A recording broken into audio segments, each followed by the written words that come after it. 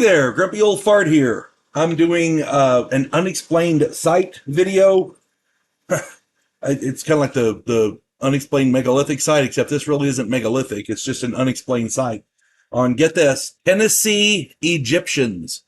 Yeah, I thought it was weird too, but I did a little research and apparently it's real, so here we go. Before I get into this though, if you enjoy my content, it would really help me out if you'd hit the like button, subscribe to my channel, share my content on social media, and post a comment or two. Remember, I welcome your comments, even if you disagree with me. If you enjoy a good book, check out my author page on Amazon.com. My pen name is H.L. Anderson. You can find all of my books there. Hope you find some of them you like, and I hope you enjoy them. All right. I did a video a while back titled The Hierakonpolis Map. I still can't pronounce that damn word. Hierakonpolis. It's a city in Egypt. Go and check it out before you watch this one. It'll clear up a lot of stuff. In that video, for those of you who don't want to, that's fine. And in that video, I explained that a 5,000-year-old map was found in an archaeological site in Egypt. This map accurately shows the American continents. This is 5,000 years ago. 3,000 years before Christ. Yeah. I bring this up because I needed to establish the fact that ancient Egyptians knew all about North and South America long before Christ walked the earth. There has long been a theory that Egyptians settled in the Grand Canyon in the distant past. A man claimed to have found a cave littered with Egyptian artifacts. These artifacts, according to the story, were taken away and hidden by the Smithsonian. Apparently, the government has cordoned off the area to keep it hidden. I don't know if that part is true or not, but there's been a lot of speculation about it.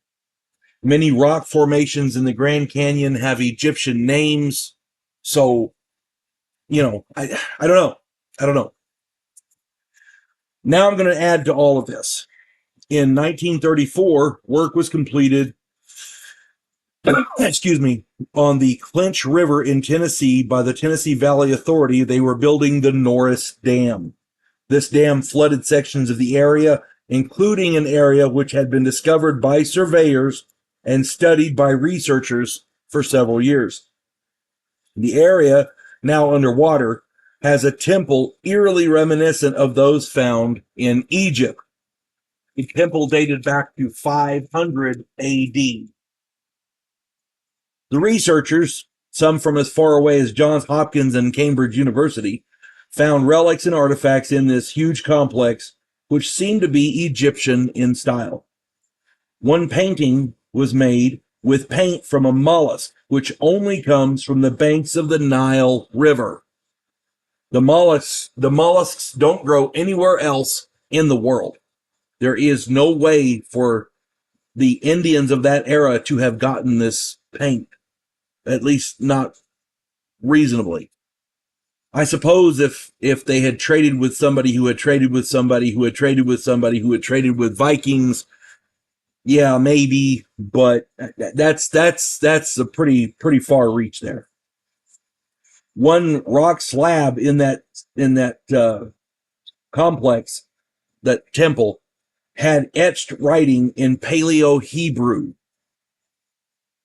Now, Cherokee oral histories tell of the Moon-Eyed people, a tribe of short, white-skinned people with beards.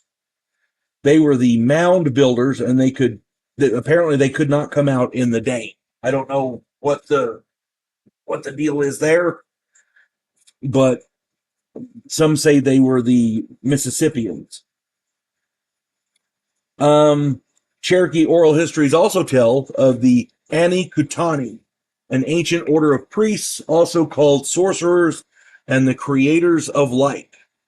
The Anikutani sound a lot like Egyptian priests, do they not? Priests, sorcerers, the creators of light. They were also mound builders, and their mounds look an awful lot like step pyramids. Some believe the Moon-Eyed people and the Anikutani were the Mississippian people. Now, according to the Cherokee's oral histories, the Cherokee chased these people through the Great Smoky Mountains and killed them all. Yeah. Another 2 points that need to be addressed before I conclude this video. One, there are tribes of Cherokee which have distinct Jewish DNA. This is well established. The Egyptians kept Jewish slaves for centuries. These tribes have oral histories saying people came and interbred with the tribes. I don't know how that happens. I'm not sure what the deal is there. As I understand it, the Phoenicians were, a lot of those were Hebrew. I don't know what that's about. You can do your own research, and if you find something out, stick it in the comments. The second point is there's a place in Tennessee called the Chautauqua Wall. It's a prehistoric site. It contains Paleo-Hebrew etchings of biblical passages. It's one thing to speak Hebrew or to write Hebrew. It's another thing to write Hebrew and write out biblical passages. That says a lot right there. Hebrew artifacts predating Columbus have been found in North America. There was a box, some sort of a prayer box, as I recall. Glenn Beck talked about it. So it is mainstream. It's just, we know the Egyptians knew all about the Americas and how to get here, and they knew this 3,000 years before Christ. If Egyptians did, in fact, settle in the Grand Canyon, then another settlement in Tennessee doesn't seem too far-fetched. The Ani Kutani, to me, just sounds like an Egyptian word. It sounds very similar to Akhenaten or any one of 100 proper English name or Egyptian names, excuse me. Researchers have noticed distinct similarities between the Cherokee language and Paleo-Hebrew languages. To sum all of this up, it is distinctly possible that Egyptians, possibly with Hebrew slaves, settled in North America, specifically in the Grand Canyon and the Smoky Mountains, over 1,000 years ago. If this is the case, then a fundamental rewrite of world history is in order. If the Smithsonian Institute and indeed the U.S. government have conspired to keep these facts hidden by burying evidence and restricting access, then one has to ask the question, why? I mean, what good would it serve to keep the truth hidden?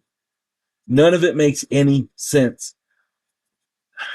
History, good, bad, or otherwise, should be out in the open for everyone to see. And if this is true and it actually did happen, it would be nice for our government to come clean about it. And the scientific community. What good is science when it hides the basic facts? That's all I'm saying. Look, do your own research. Find out about this. If I'm wrong about stuff, put it in there. I'll cop to it. I don't have a problem with it. But do your own research. And if you find stuff out, put it in the comments. I'm sure we'd all love to read it. I hope that we're in this together, folks. That's all I'm saying. Hope this finds everybody well. You folks have a good one. God bless one and all. We elect cookie-cutter politicians every single election cycle. Yes men who maintain the status quo and do just enough to make us believe the system still works. Imagine, if you will, a president who actually tries to fix things. If you like action, political intrigue, and a righteous crusade, check out my political thriller, The Righteous President.